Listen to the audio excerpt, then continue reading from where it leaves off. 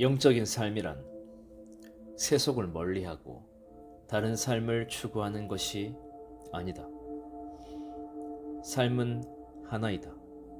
그런데 사람들은 그 삶에 접근하는 방식, 삶을 바라보는 관점, 삶을 대하는 태도에 따라서 영적인 사람과 세속적인 사람으로 나뉜다고 생각한다. 이런 차이점이 그들을 의식이 깨어있는 사람이나 무지한 사람으로 만든다고 생각한다. 그러나 이것은 착각이다. 삶은 하나인데 그대는 이 삶을 나누려고 한다. 그대는 영적인 삶을 살기 위해서는 세속적인 삶에서 벗어나야 한다고 생각한다. 직업을 버리고 가족을 버리고 세상에서 짊어져야 할 모든 책임을 벗어던지고 히말라야 동굴 속에 들어가 눈을 감고 명상에 잠기는 것이 영적인 삶이라고 생각한다. 그러나 이것은 영적인 삶이 아니다. 이것을 분명하게 이해해야 한다. 이런 삶은 도피에 불과하다. 도망자의 삶인 것이다.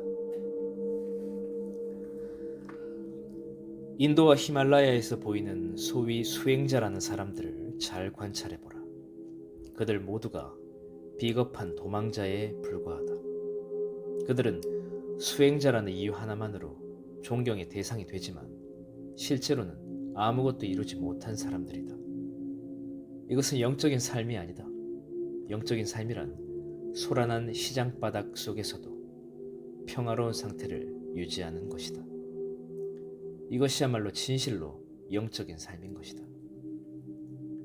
단순히 소란함으로부터 도망친다고 해서 고요한 침묵의 상태에 도달하는 것이 아니다. 소란함의 한가운데에서도 고요함을 유지하는 것이 진짜로 영적인 삶이다. 세상 속으로 돌아가라. 다시 세상과 관계를 맺어라. 세상 속에서 그대에게 주어진 책임을 다하라. 그대에게 부과된 책무에는 어떤 의미가 숨어 있다. 그 뒤에 어떤 목적이 숨어 있다.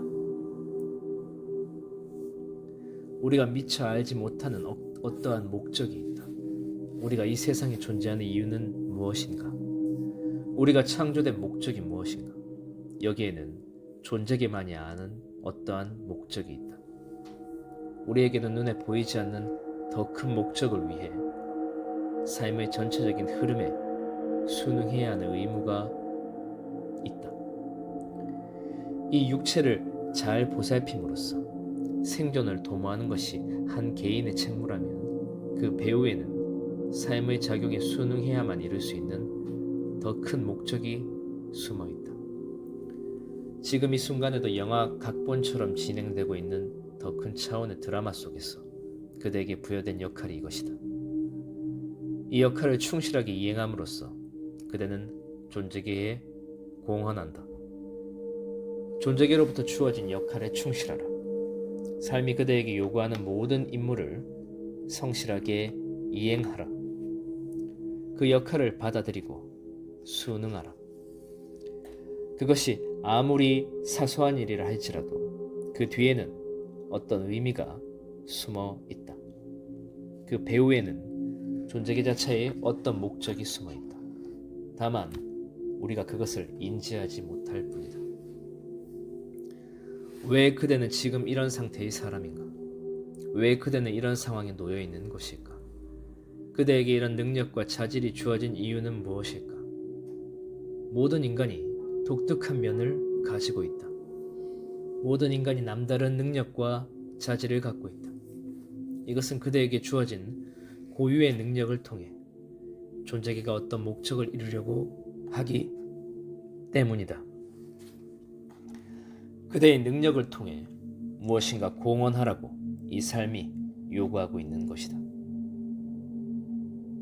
따라서 이 삶에서 그대에게 주어진 임무를 충실히 이행하라. 이것이 그대가 이 삶을 위해 행해야 하는 일이다. 세상에서 도망치지 말라.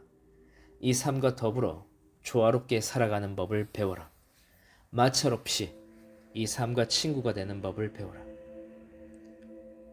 그대에게 주어진 의무를 다하고 억지로 영적인 사람이 되려고 하지 말라. 이 삶에서 도망치지 말라. 그것은 영적인 삶이 아니다. 마음은 그렇게 도피적인 삶에 끌릴 것이다.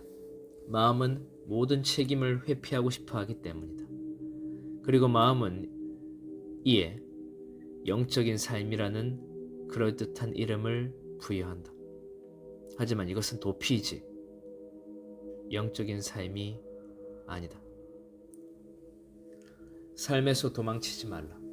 오히려 삶의 한가운데로 깊이 들어가라. 그대가 어디에서 무엇을 하건 이 삶은 그대로부터 응답을 요구하고 있다.